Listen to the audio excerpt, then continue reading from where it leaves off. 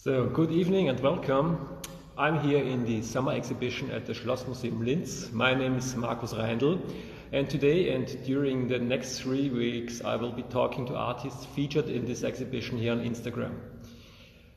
The OÖ Landeskultur GmbH has invited Upper Austrian artists to showcase their works at the summer exhibition, inspired by the summer exhibition of the Royal Academy.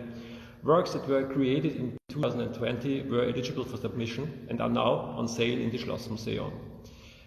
Altogether, more than 250 works in various disciplines like painting, photography, sculpture and video by 180 artists are currently on view on the ground floor of the Schlossmuseum.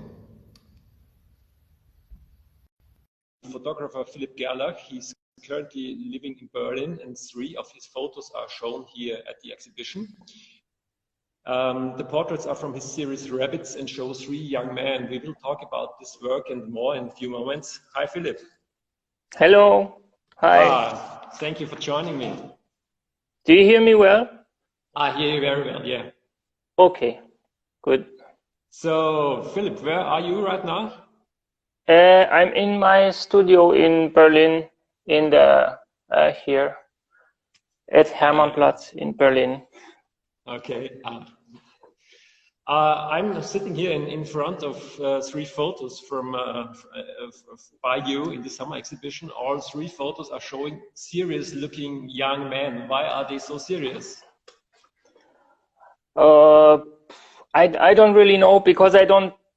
If I have people here in the studio, I don't tell them really how to look, or I don't give any instructions really. I just let them find a position. But maybe it's because it's this. It's a slow process because the camera is very slow, and it's a kind of resting, waiting position. So the camera probably. is slow. What kind of camera are we talking here? It's my grandma's camera, actually. I found it when we were cleaning her apartment when she died. It's a medium format camera that she, I think, never used. That was always in the cupboard, and I'm using it now. So was this the reason for you to go back to analog? I think at least the most recent work I know by you was digital, or are you still doing a lot of other analog work? Yeah, I do both all the time. But I really enjoy the slow process of analog working. Mm-hmm. So, and especially for, I'm not sure, maybe the seriousness also comes from that I don't feel really comfortable in the studio, like as a studio photographer, and I still for a long time, I really didn't want to touch this subject, and now because I'm so uncomfortable, I try to do it, to overcome it somehow. But I'm still not happily a studio photographer. I think I will never really be. So both things are new for you, doing not only the studio work, but also portraits, or have you been doing portraits before? Like no, I have been doing portraits, but the studio is a very sterile space, and it's a very artificial space where people, like, everybody feels uncomfortable there at first, and they would need some kind of direction, but I'm not really happy to give directions. So So it's more like a kind of it's a dialogue, but it's an uncomfortable space for both, I think. So the studio was one of the reasons to go into portrait, not only the camera, right? Yeah, that also. I never had before I went to Berlin, I never really had this space like this, because I lived in London. After I studied in Linz, I lived in London and in Paris, and I didn't have the facilities because of financial reasons. No, couldn't afford a space like this. And now I share a studio with people here, and it's possible. Did you search for this place, or did it find you? No, it was the second. When I moved here, it was the second space I found. I first tried to start a place with someone in a squatted. It was a squatted swimming pool. Maybe you know it, Stadtbad. Do you remember it? Yeah. Maybe. Yeah, and that didn't work out, and it also doesn't exist anymore. It's torn down. And then I remembered one friend that I had here, and he said that they were anyway looking for people, and I'm here since 7 years now. Okay, that's a long time. Yeah.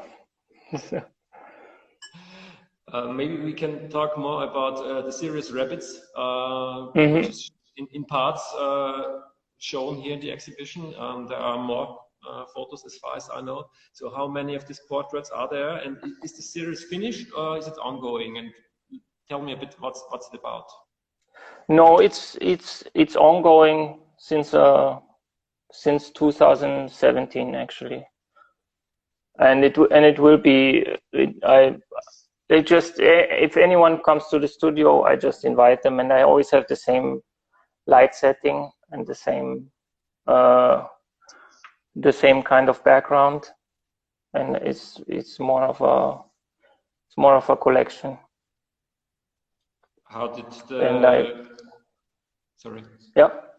How did the title come about, Rabbits? Rabbits that's a reference to a science fiction writer. Do you know Ursula K. Le Guin? No. Is a science fiction writer and a sociologist, I would say, an American. She died, I think, 2 years ago now, or 1 year, and she wrote the carrier bag theory, where she described how she wanted to build up novels, and she was very much how to say, she didn't like this like kind of hero representations that are, especially in science fiction or in other genres as well. And she was trying to find like a way. She wanted to see the novel as a carrier bag, like not as a like some hero story where you use a weapon and fight something and overcome something, but more like something that you go to the shop with and come back with a lot of goods. And then she said that in the carrier bag the hero doesn't look so good. It looks more like a rabbit, more like a potato. It's like a box of vegetables, and I found that very helpful, because I also have trouble with this representation mode of portrait photography, where you always look like, what is the person wearing? Which kind of box can I put them? And like, what is? Yeah, the people actually look rather fragile, at least in parts. Yeah. This is. I mean, I think like my choice in the thing is the picture I chose. Even though I often choose it with the people. Also, I ask them which is their favorite. Like, and it's very often. It very often actually fits with the one I would have chosen. How well do you know the people you choose? It's very it's very different. Some I know very good, and they come more times, Some I only see for 5 minutes because I sometimes get people sent as ghosties from a model agency. Ghosties is when they try out aspiring models. They send people to photographers, and then you work with them.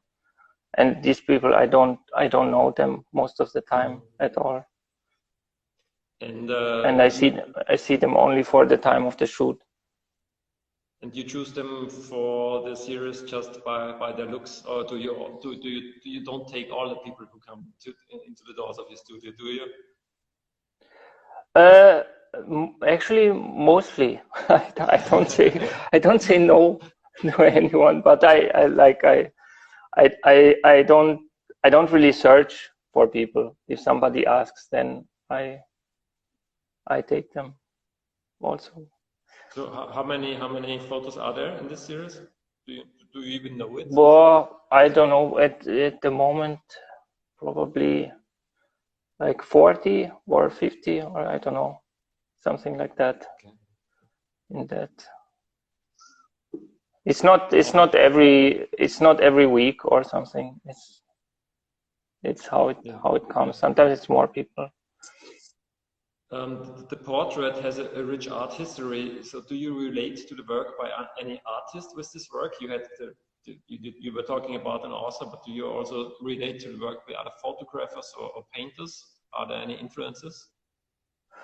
Yeah, I think, but yeah, for this, especially with the light and everything, and with the gray, I grew up with an August Sander book in the house. And of course, I looked at these portraits very, very often.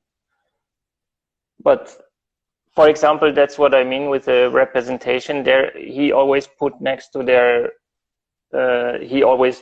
put their job next to them or something. And I think that's a representation form that doesn't work at all anymore. That's not possible to.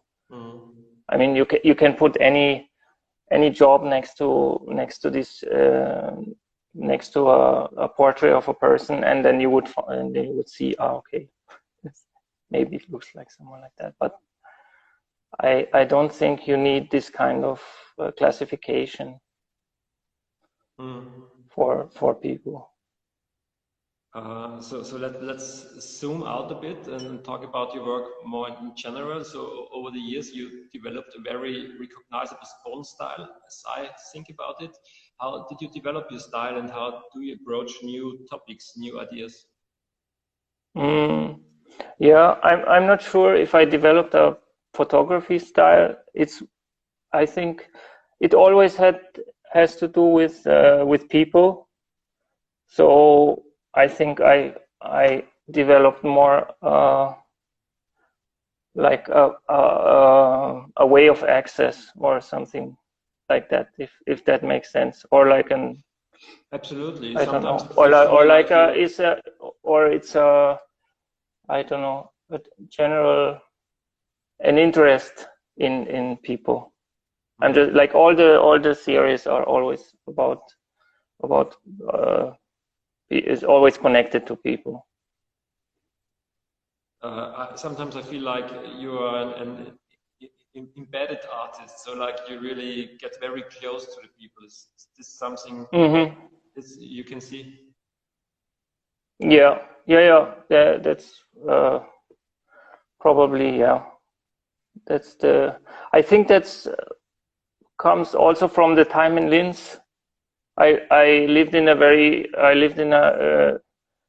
VG with 8 people, and the personnel always changed. There were always friends around, and I somehow had the feeling that that's really fruitful. And also I don't know, I developed a kind of feeling that this doesn't disturb you, but it gives more energy than it takes, actually, if you find a way of dealing with it. And That connects still very like well to a question I have prepared, because you were born in Grenoble in France and now you live in Berlin. So what's your relationship to Linz and Upper Austria?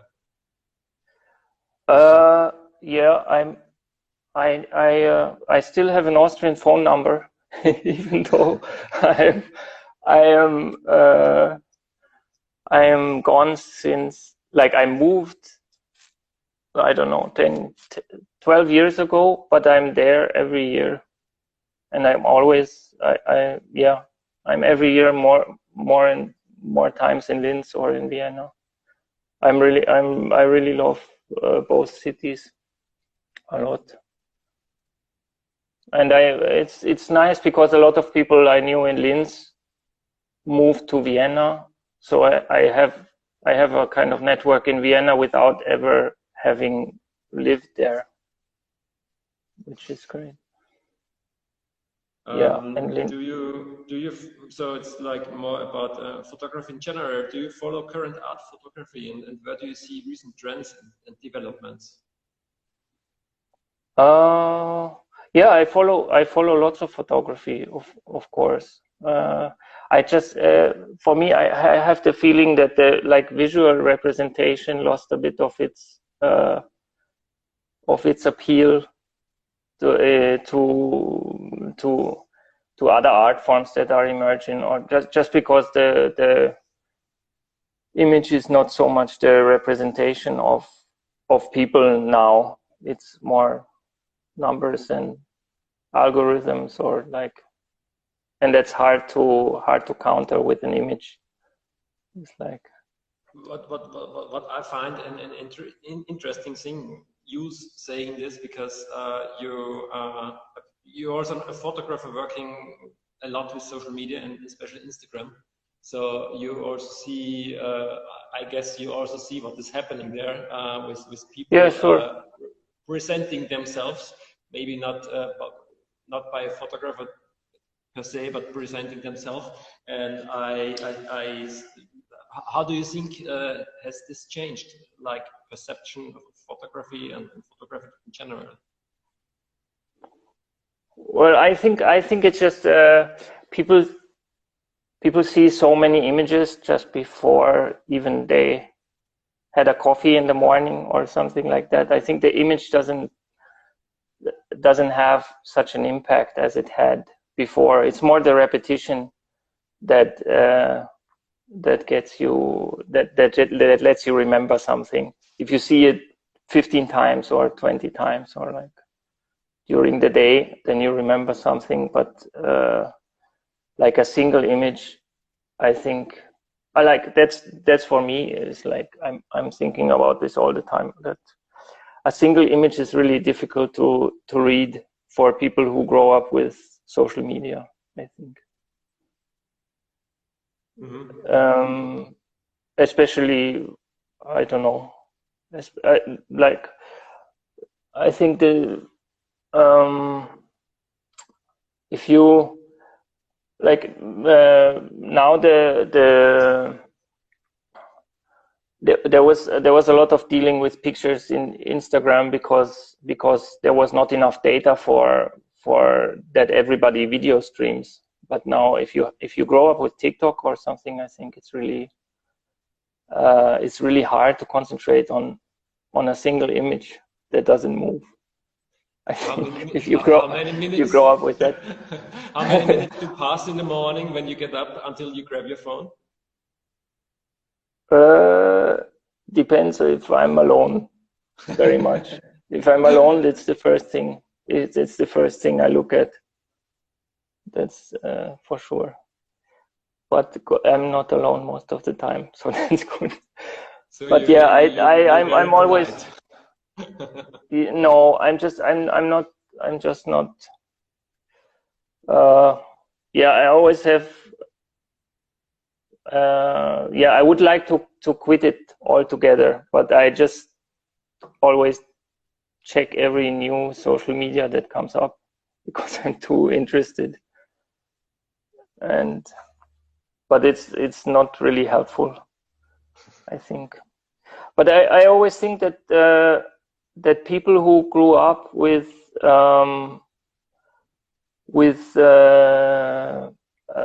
how you say, photo albums, like as family albums.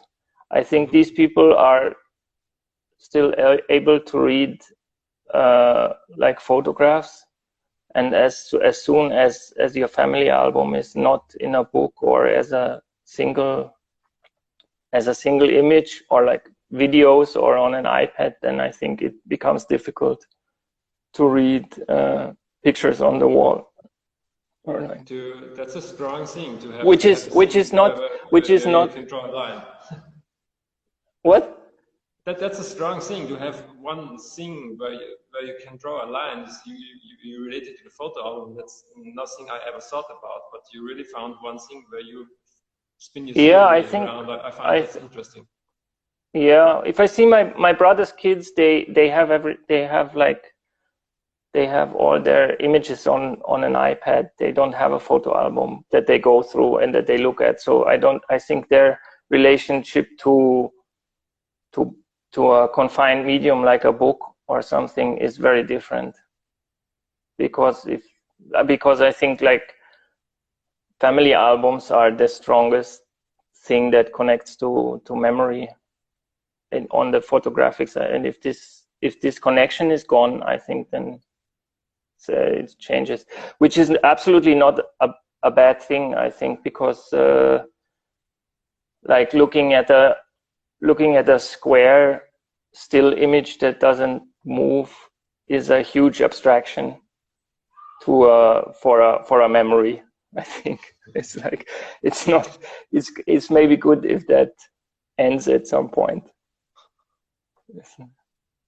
But maybe it's also good for your brain to develop if you have to learn to abstract, right? Sure. That's I don't know. I grew up with pictures on the wall, so I don't know how people how there's a different way. I don't know if you have that. We didn't have a TV at home also, so I had very little moving image around me, like growing up. It was always. When did you get your first photo camera yourself?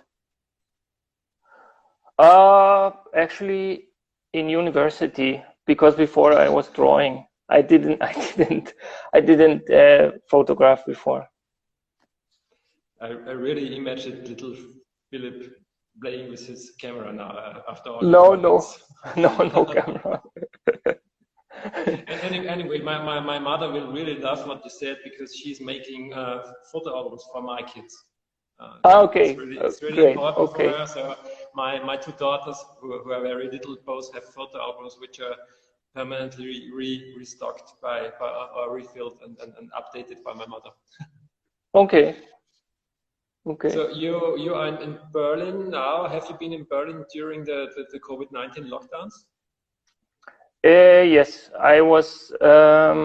Like two of the images actually are from that time. The one that you're sitting before and the one next to it. The one is earlier. That were the first images that I did after I left. I was in Linz actually, and I left on the last day. The borders were open. I left to Berlin, and then I moved to my girlfriend's flat, or like shared flat, WG. Because I wanted to do that in some time in May, but I realized because Austria was 2 weeks, everything in Austria was 2 weeks earlier than it happened in Berlin. So I knew what's going to happen, and then we did the move earlier. But then we went to the woods.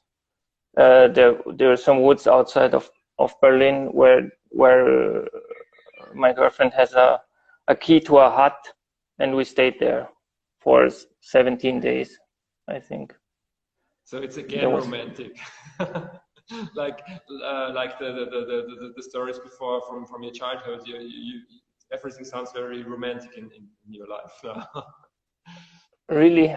Maybe it's the way I tell it. I don't know. No. And how did the crisis otherwise affect you and your work, maybe, or your life? You told us you went to a hut, so I guess you didn't see what happened in Berlin, or how at the moment when club life shut down and stuff like that. Yeah, I mean, yeah, it was weird because everybody around me lost their jobs and their work, like in the creative. But Berlin was actually crazy because it gave a lot of money to every person who was self-employed very quickly, and without any questions. They gave out 600 million in one week before the 1st of April, so that the rents would have been paid. That was really amazing, and was also in Germany a very singular event. Like every city or every region dealt with it differently, and in Bavaria there has been no help for artists. In Berlin it was extremely quickly. That's impressive, actually. Yeah, that was really impressive. But I mean, for clubs it didn't really help. They are still closed. Don't know if they're gonna open. For sure not this year, I think. Maybe after.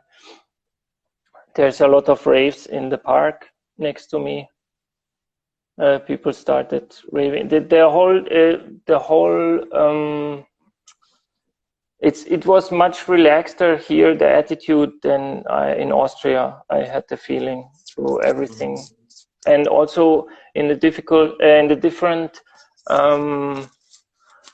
how you say, the different parts of Berlin, it was differently policed. Like in Neukölln,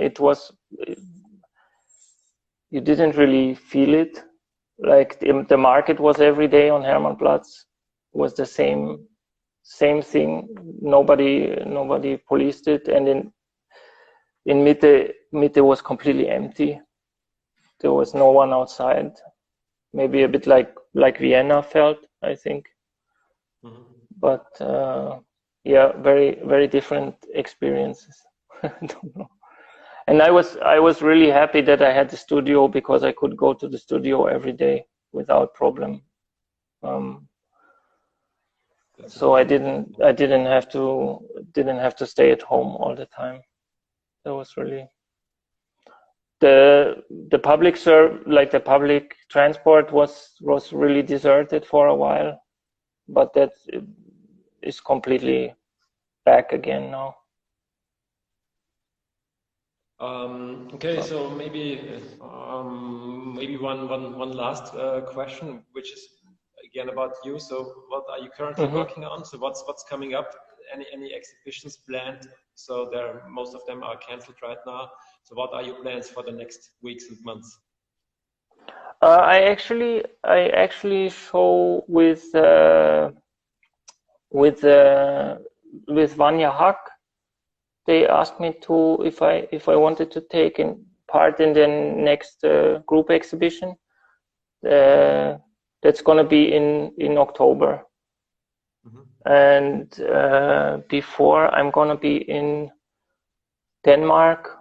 I'm gonna help my girlfriend Agne Jutvalkite. She's a painter, and she's showing in Denmark, so we go there together.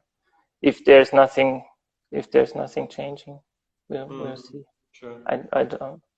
All the plans are kind of. When will you come to Linz next time? On Saturday, I think. On Saturday, that's good. That's nice. Probably, yeah. Okay, looking forward to this. Give me a call. Yeah, I will. Okay, so thank you, Philippe. Yeah. It was really a pleasure to have you here in the live stream. Thank you very much. So your 3 photos can be seen until September here in the summer exhibition at the Schlossmuseum, and hope we can see much more from you soon. For sure. Okay. Thank you. Bye. still